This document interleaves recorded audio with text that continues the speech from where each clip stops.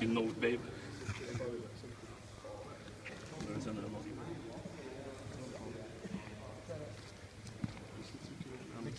Som du holder ut. Ja. Bare til den nærmeste. Ut, bare til den nærmeste.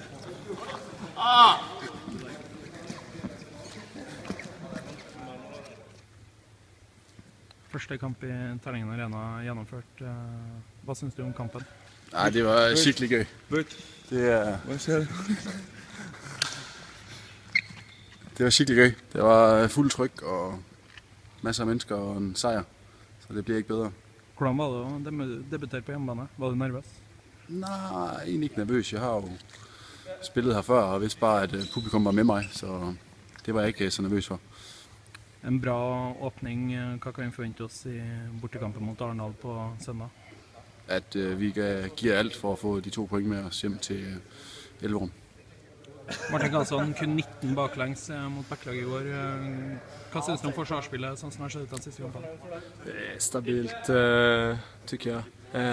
Vi har jobbat mycket på det efter att vi hade lite problem mot Haslum och i kuppen nere i hallen. Så att, efter det så har det gått jättebra. Så det är bara att vi fortsätter vara lojala mot varandra och följa det som vi har satt upp där.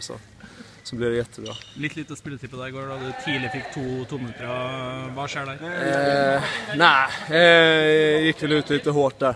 Samtidigt så jag behöver vara aggressiv för att spela på topp, men jag gick lite hårt åt där. Sånt som händer. Men klart det är synd.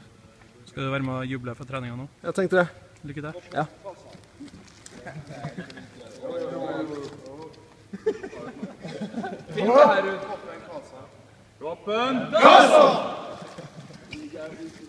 Nu får ni hänga med, för snart kommer andra säsongen av Jakten på kärleken, Kalle Edition.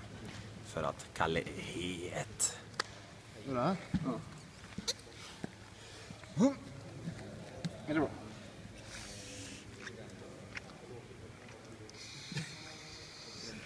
Fan vad lång du är, Micke.